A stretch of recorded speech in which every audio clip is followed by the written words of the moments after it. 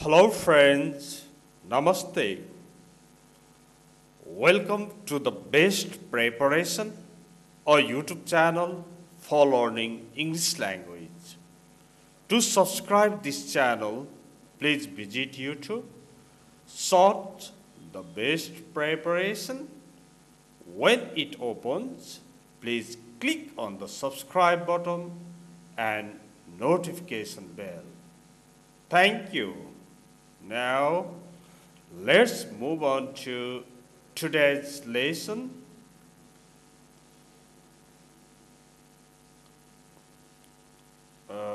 Okay.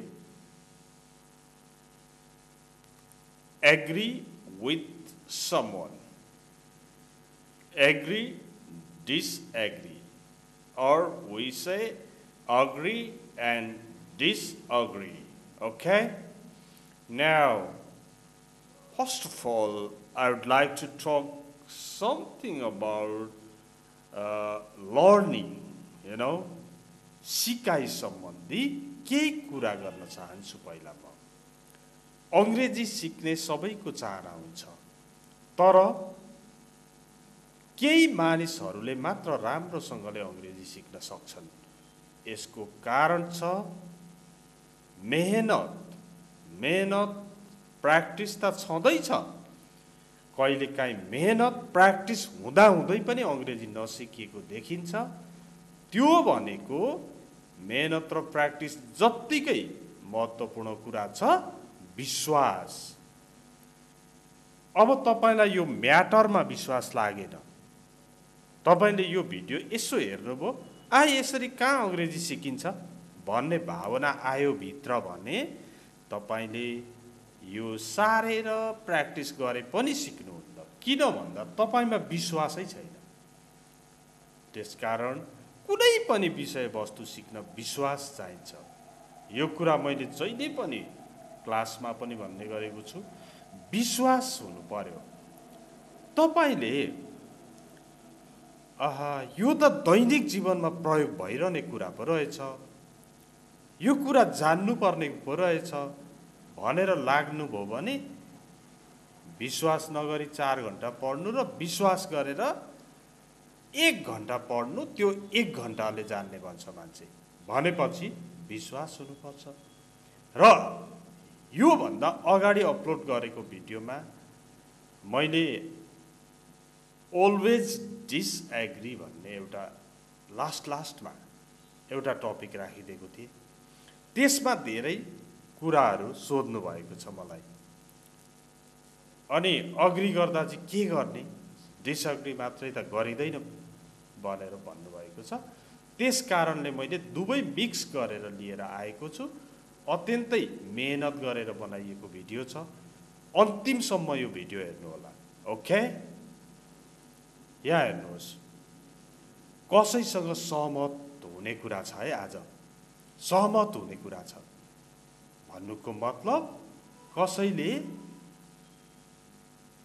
म संगीत सुन्छु भन्यो भने म पनि सुन्छु भन्ने म संगीत सुन्दिन भन्यो भने म पनि सुन्दिन त भनेर सहमति हुने पोजिटिभ कुरामा पनि नेगेटिभमा पनि नेगेटिभै सहमति पोजिटिभमा पोजिटिभै सहमति यो दुई खालको कुराहरू आज सिकिँदैछ दैनिक जीवनमा पनि यो अत्यन्त आवश्यक छ जस्तो 1 नम्बरमा पोजिटिभ सहमति जनाउँदा कसैले पोजिटिभ कुरा गरिरहेछ त्यसमा सहमति जनाउँदा सो भन्ने ऑक्सिलरी भर्ब राख्ने सब्जेक्ट राख्दिने कसैले I go to the cinema भन्यो भने गो भनेको भिवान हुने बित्तिकै डु आउँछ यहाँ सो डु आई अनि कसैले I don't go to the cinema म सिनेमा हेर्न जान्न भन्यो भने म पनि जान्न भन्नलाई चाहिँ neither do I okay neither do I को मतलब के हुन्छ म पनि सिनेमा हेर्न जान्न नै हुन्छ जस्तो यहाँ हेर्नुहोस् आई लाइक पप सङ्ग्स म पप सङ्ग मन पराउँछु म म पप गीत मन पराउँछु भन्यो, म पनि पप गीत मन पराउँछु भन्नु पर्यो भने I also like pop songs भनिरहनु त लामो हुन्छ।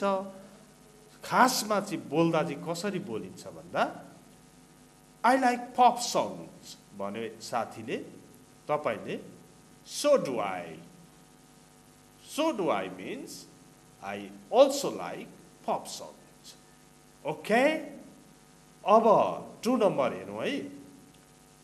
I don't like pop songs, म पप गीत मन पराउँदिनँ भन्यो साथीले, म पनि मन पराउँदिनँ भन्न चाहिँ नाइदर ल्याउने, नेगेटिभमा नाइदर ल्याउने, ऑक्सिलरी ल्याउने, सब्जेक्ट ल्याउने, पोजिटिभ कुरामा सहमति गर्दा सो गर्ने, ऑक्सिलरी गर्ने, सब्जेक्ट गर्ने।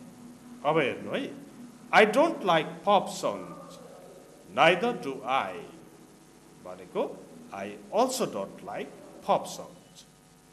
Okay, let's see other more examples. Number 3, एउटा साथीले भन्यो I read a newspaper, म पत्रिका पढ्छु, म पनि पढ्छु भन्दा so do I. Okay, me too भने जस्तै सो डु आई। अब I don't read a newspaper, म पत्रिका पढ्दिनँ भन्यो, neither do I. I also don't read a newspaper, म पनि पत्रिका पढ्दिनँ। यसरी कसैको पोजिटिभ र नेगेटिभमा सहमति जनाउन सकिन्छ र यो हाम्रो दैनिक जीवनमा साह्रै युजफुल पनि हुन्छ।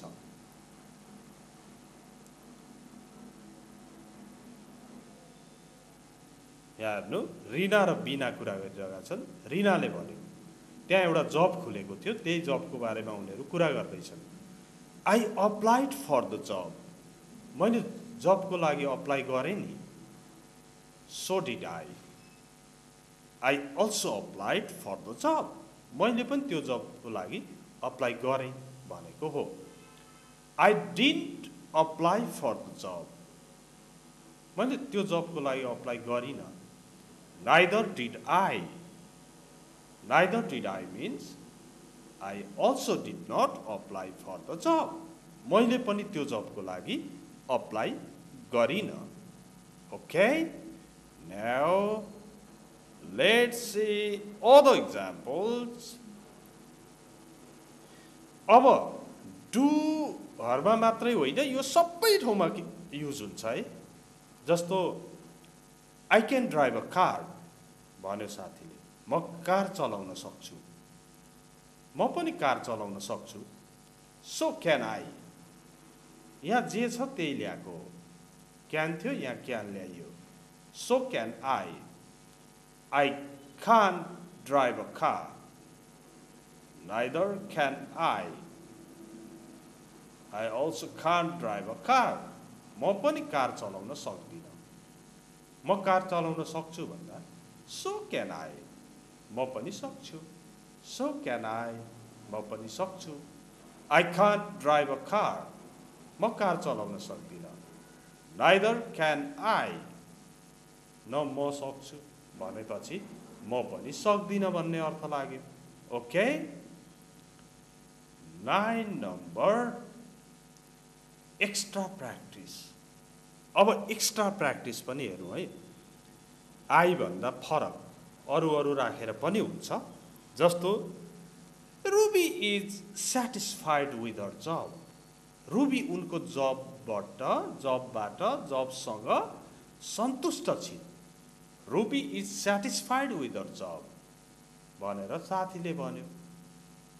अब तपाईँले जुनु पनि सेटिस्फाइड छिन् भन्नु पर्यो भने सायद रुबी र जुनु तपाईँको साथीहरू होलान् अथवा दिदीबहिनी होलान्। एले भन्यो Ruby is satisfied with her job, Ruby उनको जबसँग सेटिस्फाइड छिन्। सो इज जुनु भनेको Junu is also satisfied with her job, Junu पनि उनको जबसँग सेटिस्फाइड छैन। कसैले पनि लामो बोलिरहन चाहँदैन। त्यस्तै नेपालीमा पनि जस्तो रुबी उनको जबसँग सेटिस्फाइड छिन् भनेर एकजनाले भन्यो भने जुनु पनि छिन्। जुनु पनि छिन् भनेको जुनु पनि उनको जबसँग सेटिस्फाइड छिन्। Ruby is satisfied with the job, so is Junu. अब नेगेटिभमा नाइदर आउँछ, हेर्नुहोस् है। रुबी इजन्ट सेटिस्फाइड विथ दर जब, रुबी उनको जबसँग सन्तुष्ट छैनन्। नाइदर इज जुनु, न जुनु नै सन्तुष्ट छिन् भनेपछि के बुझ्यो? Junu is also not satisfied with her job. Okay, Junu पनि उनको जबसँग सेटिस्फाइड छैन। 10-11 नम्बर, एउटा साथीले भन्यो माई फादर इज फ्रेन्डली, मेरो बुवा त मिलनसार हुनुहुन्छ। अब कसैले स्ट्रिक्ट भन्छन्, कसैले फ्रेन्डली भन्छन्, कसैले unfriendly, kind, helpful. Okay, my father is friendly, मेरो बुवा त मिलनसार हुनुहुन्छ। सो इज माइन, मेरो पनि त्यस्तै हुनुहुन्छ भनेपछि मेरो पनि मिलनसार हुनुहुन्छ। My father is friendly, so is mine. अब कतिले भन्छन् नि मेरो ड्याड चाहिँ साह्रै मिलनसार हुनुहुन्छ क्या भन्छ। अर्को साथीले मेरो पनि उस्तै छन् क्या भनेको मिलनसार नै हुनुहुन्छ भन्न खोजेको हो। अब माई फादर इजन्ट फ्रेन्डली, मेरो बुवा मिलनसार हुनुहुन्न भने एउटाले नाइदर इज माइन, न मेरो नै हुनुहुन्छ। उही त भने साथी, मेरो पनि त मिलनसार हुनुहुन्न। Okay, these are different informations about how to talk. Now let's see once. Okay, अब मैले सरसरी भन्दै जान्छु। I like pop songs. So do I. I don't like pop songs. Neither do I. I read a newspaper. So do I. I don't read a newspaper. Neither do I. I applied for the job. So did I. यहाँ चाहिँ applied भनेर V2 भए चाहिँ did आउँछ, V1 भयो भने do आउँछ, SES छ भने does आउँछ। Okay, I applied for the job. So did I. I didn't apply for the job. Neither did I. I can drive a car. So can I. I can't drive a car. Neither can I. Ruby is satisfied with her job. So is Juno. Ruby isn't satisfied with her job. Neither is Juno. My father is friendly. So is mine. My father isn't friendly. Neither is mine. Okay, that's the end of this short video. I hope you liked the video, okay? And you found it interesting and useful for daily communication. Thanks for watching this video. Please don't forget to subscribe the video, share it to your friends, like and comment. Bye till next time.